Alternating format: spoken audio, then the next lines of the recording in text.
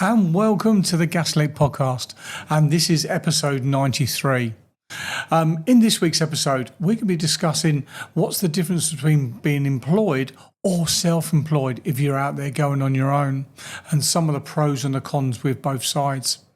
We have some surprising industry news, and also what is the biggest reasons why businesses go bust and how we can avoid it.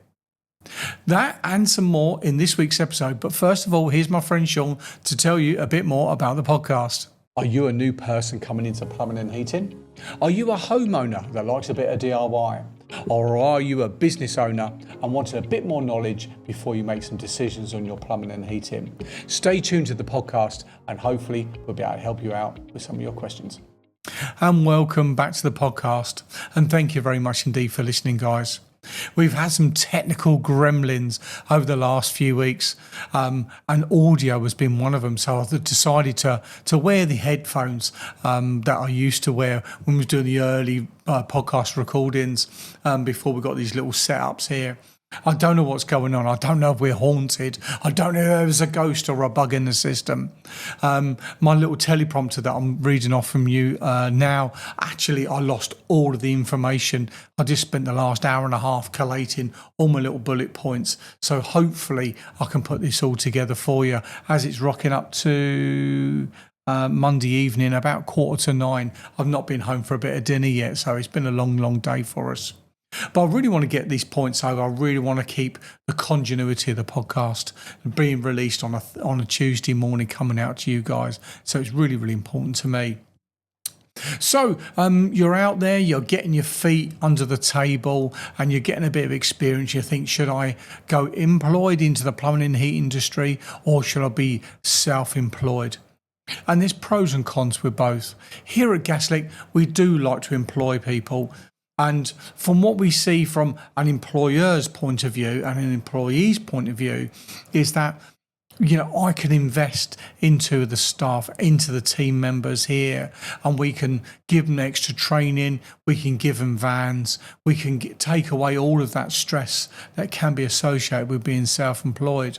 And so for the long-term point of view, and that's how we see employees and team members here at the Gaslec, is that we're investing in them for the long term. So when it comes to holiday pay, sick pay, compassionate leave, a bit of short time off for school plays and doctor's appointments and so on and so forth, that's a lot easier to factor in when you have employed people. Even down to little incentives, evening out team events. It's so much easier to do when you've got people employed, and we're invested in them, and it really does feel like they invest into us as well and put their faith and trust into us as the owner and as the sort of the management team here at Gaslec. So if you're self-employed, you've got this, one of the things obviously being employed, that your money is sort of guaranteed on the 25th, 4th of the month or whatever it'll be, it'll come to you. So that you've got that base amount of money, you've got your tax, your national insurance is all being paid, your pension contributions are being paid for by the business. And any overtime that does come in, that's going to be a bonus on top of your money, but that you've got that bottom line fee that's coming in with no tax surprises, no and all those bits and pieces. That's all been taken care of for you. So it's a nice, easy life that you have. Is certainly if you've got a family to consider as well. So self-employed, you're not having to. So being self-employed, you need to start thinking about your own training. Okay, you may be earning more, you might be on price, you might be earning a fixed amount of money per job that you complete. You may be on a day rate. You may have to supply your own van. You may have to, we've got 2 days for you here and we've got 3 days for you there. You may not get fixed amount of work that does come in. If you get injured or you go sick, you won't get any pay. You may get a contribution to holiday pay if you're in one place for a long time from that sort of benefit from it. But most places won't pay you any holiday pay. So if you take that time off, If the industry goes up and goes down, then the first people to be cut are the self-employed people. So generally, self-employed people are seen as the work buffers. So we've got 5 people, let's just say, as a core. We've got 7 people's worth of work, so we bring 2 self-employed people on board.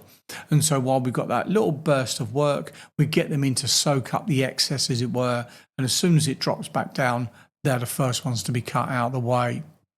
So you've really got to think about, yes, you may be earning a bit more when you are working, but you need to think about, you may have to have multiple people that you're feeding work from. And of course, when certainly in the plumbing and heat industry, as we then go up into the peak season in the winter, everyone's busy and you're only one person. And when it dives off, when it starts warming up, or the industry changes of some description, that's then when you'll be first to be cut. And that's generally across the whole board as well.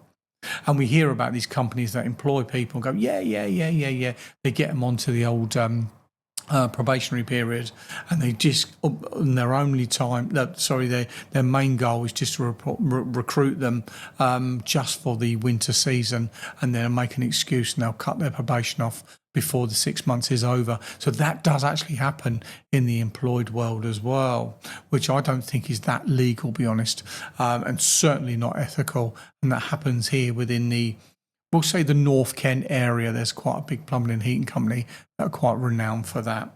But I won't go into any names, of course. So on the self-employed, you're going to be looking at doing your own tax, your own national insurance, so your own getting an accountant involved to do some bookkeeping and submitting your tax returns and not falling foul of that.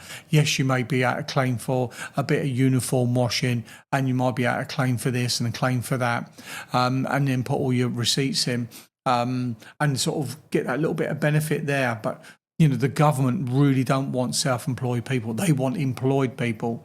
So they're trying to cut every single loophole and shut every single door on those people that continue to be self-employed but only ever work for one person. So you've got to be really, really careful on that side. But, for me as an employer, I really like to employ people. I like to give them that stability. I like to give them that trust and that investment into them. Self-employed people, they come on. We have a couple here that come on time to time here at Gaslec, and they'll come on for a project and that's it, and they'll be off again, and they know where they stand with that. And if that fits their lifestyle and their family arrangements and commitments, that's absolutely fantastic. So yeah, it all depends on how risky you are, whether you want to be employed or self-employed moving forwards. So industry news. So there's no surprise really. The figures have come in for the heat pump installations for 2025 in the UK, and it's a record year. So I'm not really surprised at that really. The big push for the MCS, sort of the government grants of £7,500. For the heat pump installations, and the underfloor heating industry has also seen a record year as well. But those two things really, really do go hand in hand, and I'll be super surprised if it didn't, be honest. For the low temperature heating, underfloor heating works absolutely perfect with heat pumps because it's all of a low and slow sort of technology within the underfloor heating, so that can then bring the temperature through, and it absolutely works a treat. Where heat pumps, air to water heat pumps do sort of start falling down is on the retro installation side, and there's plenty of Facebook groups out there. People have got examples of astronomical electrical costs because it hasn't been sized correctly. The house hasn't been insulated, and really you need to get your insulation done, your windows done, your I've got suspended floor at my house in the 1930s. Get all of that sealed up from the inside, not shutting off the air bricks, because that will just create damp issues under the house. So getting it all sealed, getting the floors up, getting the insulation between the timbers done, getting all the floors relaid. So it's really taking and then once you get all of those bits done, then you can do your heat loss calculations. Then you can size up the size of your heat pump from then onwards, and then where you're going to put your hot water cylinder Certainly my house, after it was ripped out probably 30 years ago when the first combination boiler was installed before I moved in. So also what's really sad about the rise in the heat pumps and of the underfloor heating industry is that the actual Citizens Advice Bureau here within the UK, the CAB, have actually recorded last year complaints in the plumbing industry, which is across the board of heating and plumbing, are up 33%. So, we've got these record heat pumps that have been installed, and we've got record complaints that have been coming into the CAB. Now, it doesn't break down from that fact and figure there. Is that to do with heat pumps? Is that to do with the fast track plumbing schemes that are popping up on social media, left, right, and in the centre, and people are walking out with a piece of paper and no experience? Is it to do with that? And then people are coming on board into the plumbing industry, and they're just on a bit of a wing and a prayer as they're coming through. That data's not there, but it does seem that one's gone up, the other's gone up, and then the other's gone up as well. So the top 5 topics for complaints within the plumbing industry into the Citizens Advice Bureau, into the CAB. Number 1 is poor workmanship. Now, there's no real excuse, certainly for us trades out there that are experienced and have been trained, and we've been in it a long time, for people to complain about poor workmanship. So I do wonder if this is the people that are coming into the industry trying to make a quick buck, or whether it comes down to customers' expectations on what the project is going to look like. And within plumbing, obviously, there is also bathrooms as well. So is this more of a bathroom sort of thing rather than running some heating pipes or radiators or putting in a new boiler? So if you are putting in a new boiler, you've got to be gas safe. So, from that, you're going to have a little bit of investment within your training. But was the whole thing sort of been rushed through there? So there's no sort of breakdown onto that one. But number 1 is poor workmanship. Number 2, charges higher than quoted or unclear pricing. So what I'm really passionate here at Gaslec is when we've got something quite straightforward, like a boiler service or a call-out fee, I'll actually call it out. Certainly if it's on social media, and I'll type it out. A lot of people, I'll PM you, I'll DM you, but I'm completely open and honest. So if you want a boiler service, a landlord certificate, a standard call-out fee is 99 quid, including the VAT, and that is then across the board, and that gives you the call-out fee and a period of labour to come out and investigate a problem and find out what your issue is, or issue a certificate for your service or for your landlord check. So you really need to be clear on our pricing. If we turn up to a job and it's a little bit, when it warms up, it goes click, click over there in the corner, or whatever it'll be, or starts to whistling or hissing or a knocking, whatever, it doesn't really matter. Just be clear with your client that, this is our 30-minute rate, this is our hourly rate moving forwards, and just tell them, we've turned up here at 10 o'clock, and then let's get investigating. And I think what a lot of people do complain about is if you're a bit too chatty about holidays, what you do at the weekend. If you are on the clock and they're paying for it, you need to be really mindful about that. So just be transparent and clear about your prices. So I actually know a builder, I'm not going to call him out, and he has never done a job all the years that I've known him for the agreed quoted price. There'll always be extras, there'll always be this, there'll always be that, there'll always be, as he's digging the hole in the ground, he didn't expect that much mud or that many stones or whatever it'll be.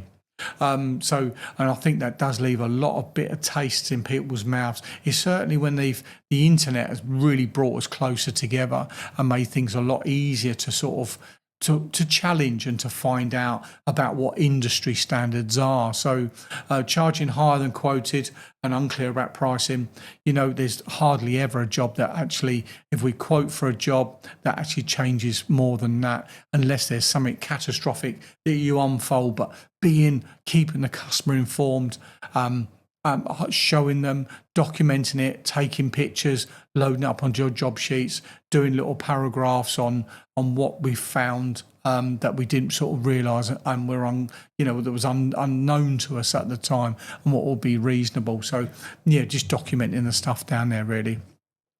So number 3 is work not completed in a reasonable time. So obviously in this industry, sort of this time of year, we don't take on bathrooms anyway here at Gaslec. But imagine if you took on a bathroom in the plumbing and heat industry and you took it on, and it's happened to me in the past when I used to do them. Yeah, it's going to go into September, something's happened, someone's fallen over, they've hurt their neck, twisted their ankle, whatever's happened, and then suddenly they've got it in the January sale and it's ready for the end of January. And you're like, this is our busiest period, and now you've got me this whole bathroom. This was supposed to be done in the summer, and now we've got this here, and you're in, and then suddenly you get a call out, and you want to go and do that, but you're tied to this and that, and the backwards and forwards, and before you know it, the work's not being completed in a reasonable time, and I can see that. And if you are a fellow tradesperson, a fellow plumber in the industry, I think we really need to set down, if we go, right, this job, we've quoted it for this amount of days within this amount of time scale that you're saying that you want the work to happen, whether that be within the month of January, February, March, April, May, whatever it is, it doesn't matter. And we need to sort of be compliant with that, be sort of really transparent with that, where we're expecting the job to be taken part. We done a quote. When did we do the quote? We done a quote before Christmas, and now the quotes come in. So it's still within our winter period. And it's not a massive job.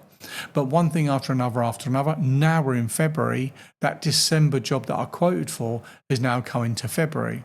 Now, imagine if we quoted a job and it was quite a big one in August, and we had loads and loads of time to get it all done, and then all of a sudden it comes in now. And for us, that's now become a bit of a problem. So work not going to be completed in a reasonable time. I reckon that's just all down to communication with the client and just, what are their expectations and managing that. So that can really sort of be managed quite easily there. Number 4, faulty goods supplied part of the service. So you buy something and it's damaged, it's wrong, and it's faulty. Get it changed. That's not a difficult one, guys, to sort out. You see something, it's got a mark on it. Years and years and years ago, there was a tinted mirror that we fitted for a bathroom installation, and it was flush with the tiles. It was all set in, and it was like a bronzed mirror, and it had a heated back to it. Oh, it was the all singing, all dancing, this thing. As we stuck it on, there was a reaction to the adhesive, and it started eating through the backing of the mirror. And within a couple of weeks, we started getting all these spots that are coming through, and we had to then get it rectified. And the only way you could rectify that at the time was to lay out some dust sheets, get a hammer, smash the mirror, and then take it off. And see if you can reuse the heated pad that was stuck to the back of the glass. Unfortunately, that didn't make it either. That all tore up as we was trying to get the thing off. So we had to replace the whole thing, and it was a big bathroom. It was about 25 grand in total. It was quite an impressive one a few years ago.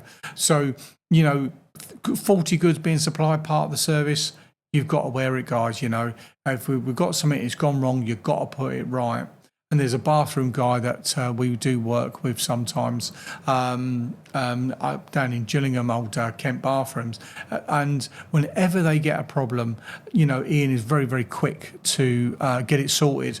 And he's not here to pass blame and point fingers. He just wants it done, dusted, get it sorted, whether it be a heating problem not working, a pump now it's probably after draining down doesn't work because it's pulled a bit of dirt in, whatever it is. There's only a few people out there that we're happy to work with, and they're one of them, because time after time they come across a problem, they just get it sorted. And there's a faulty problem, a faulty piece of item that they're supplying. That's it. They just pull it out, get it replaced. Doesn't matter, and take care of it as quickly as possible. So number 5 on the list is it all ties in really is getting the traders back when there's a problem. So really that lines up with the whole customer service thing really. And does it really then come back to as well as when it comes to profitability? So we're going to go into a few bits of that in a minute, a few examples. But if we're doing a job and there's not a lot of profit in there, I always say to customers that if we make, and profit's a bit of a dirty word, nobody really likes it, but if we make a profit, that means our lights and telephone and we'll be in business tomorrow. So if there is a problem, we're coming back and we're going to put it right as quickly as possible. So that's really sort of that ties in with people that are working on a day rate, they're working for cheaps, and there's no profit on the job for them to come back. So getting hold of people to come back to sort out issues, that's number 5 on the list. So the next topic we're going to talk about is to fellow business owners really. So most businesses, there's lots of stuff going around in the media, and I know the media is all negative, and negative news sells, and positive doesn't. So, but most businesses will go under more from poor cash flow than actually trading at a loss and going bust. So, here at Gaslec, we have probably 20 to 60,000 quid a month outstanding through our sort of commercial customers. And I listen to a lot of podcasts, and that Charlie Mullins, when he used to own Pimlico Plumbers, he said he turned his business around overnight by saying to customers, you pay on completion and it doesn't matter, even if you're the Queen. So there's the job. It's all done and dusted. You're happy. We're happy. There's the money. Thank you very much. Let's go. And his business turned around overnight through changing of that policy. Now, we do now have here at Gaslec, we have a 24-hour sort of invoice policy for existing customers. New customers will ask for the money there and then because we've got no history with them. And we have very, very little problems with our customers getting paid on production of the invoice from them, which was we build up a very good relationship with our customers. But if you've got 20 to 60,000 quid outstanding each month for your commercial customers, one of the things we have is the dilution is the key. So we work across lots of different industries for our commercial customers, and commercial customers typically we want 28-day payment terms or 30-day payment terms. And I think that's allowing purchase orders to come in, goes through accounts, that goes off, that then gets squared away, and is it all working? So they have that bit of a 30-day buffer just to make sure what you've done actually, there goes a car, is actually in and working, and is actually fit for purpose, and all the different management teams can sign it off before you get paid. But the dilution is the key on that one. We've got no one customer holds more than 20% of our business, and I really want to get that down to 10%, and we're really working towards that across lots of different industries. So if there was one industry that really was struggling, it's not going to take the whole pack of cards down. And if we're getting some late payments from a client in a certain industry that's sort of struggling, we sort of recognise that, and then we're sort of a bit more sharper on other companies within that industry as well. So it's really, really key to keep an eye on that. So one of the things that you do see around is some businesses, they'll actually offer discounts for payment up front or for bank transfers to reduce the costs for their car payments. So I'm not stupid. I realised that was the true cost all the time, and then putting on another 3%. There's one company in the air conditioning world that does that, and they put they discount 3% if you pay for it up front via bank transfer. We don't have any trading terms with them for sort of credit terms, but certainly for the for sort of paying up front on the bank charges side of things. So that does encourage people to pay up front, to pay on time. If you've got an invoice out there and you say, if you settle this invoice within 5 days, and the money's in our account, we will discount by 5%.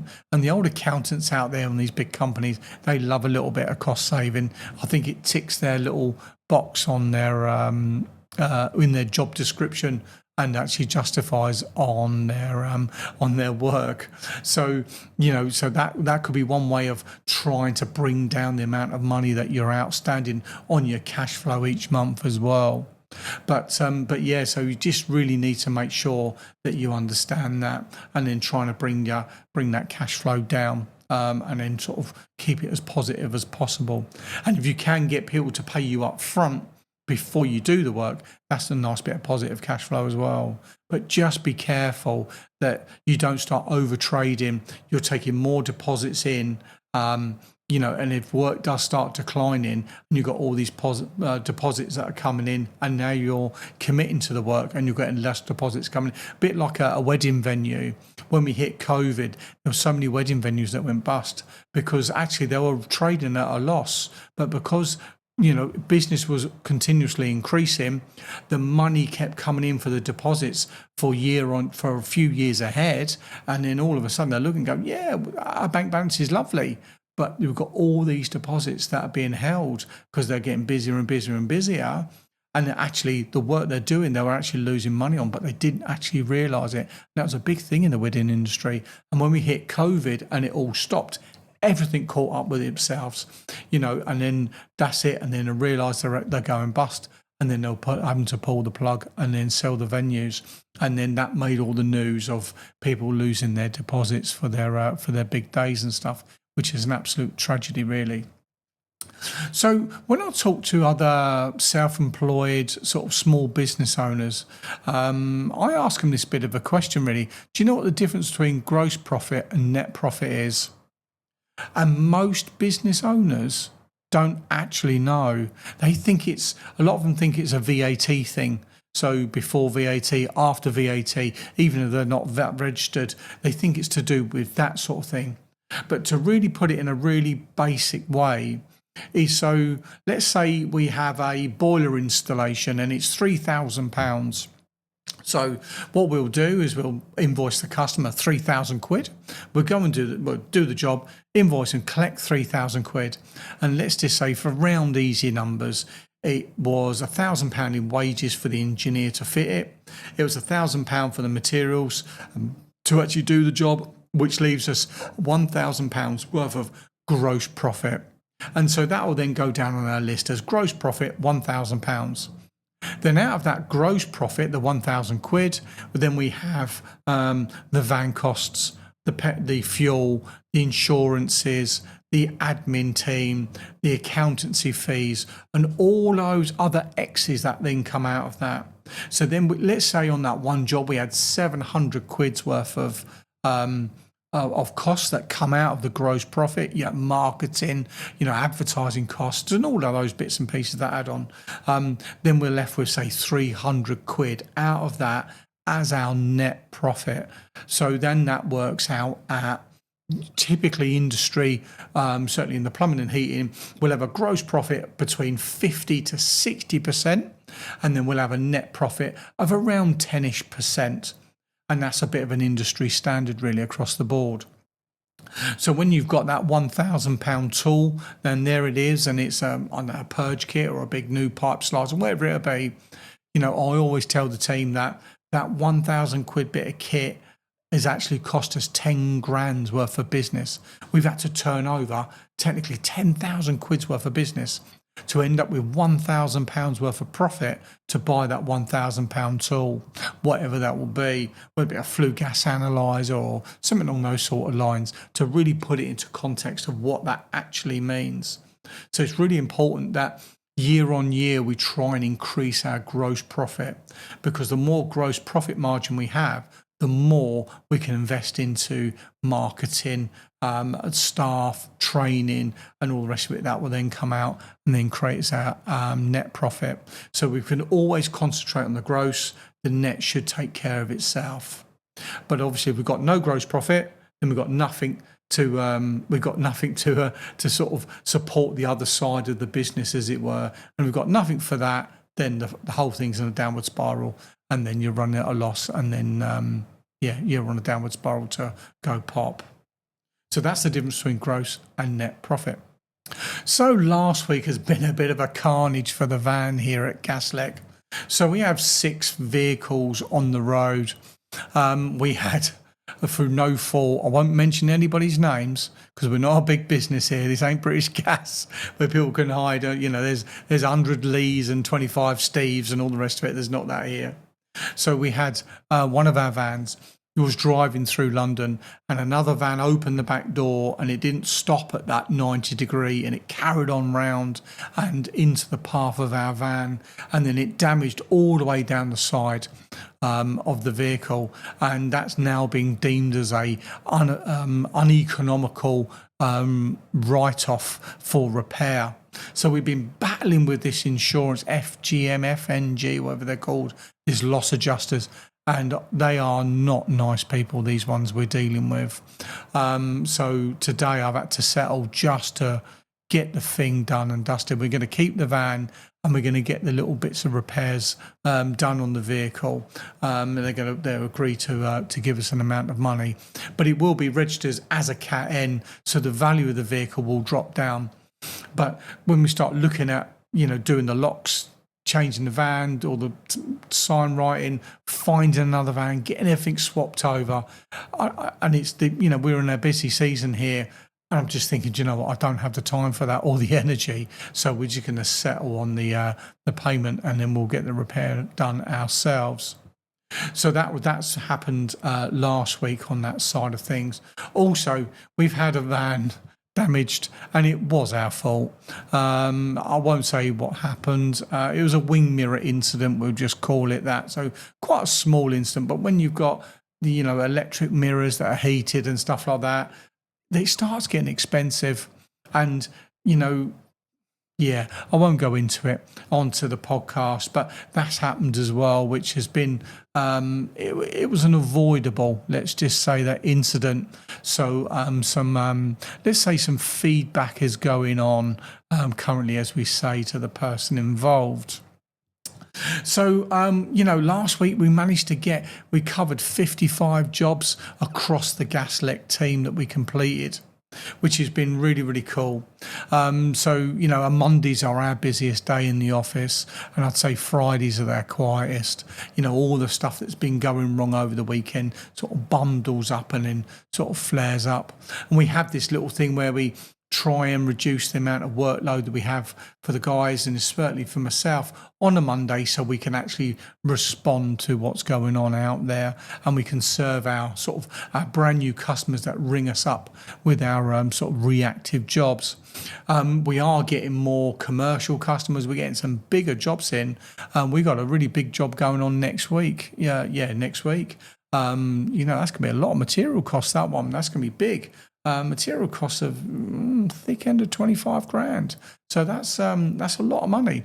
But we're starting to see we're getting bigger and bigger jobs as we're coming through, as we're getting more recognised into the commercial sector.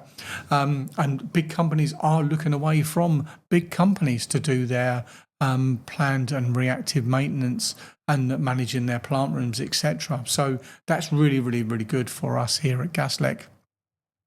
So you've listened all the way through to this point here. So I'm not going to mention it on social media as I've done in the past, but I'm going to do a giveaway. So I've done them before. So if you're just listening on the audio only, it's an Echo dot speaker. If you're watching on Spotify or if you're watching on YouTube, you can see me holding it up here.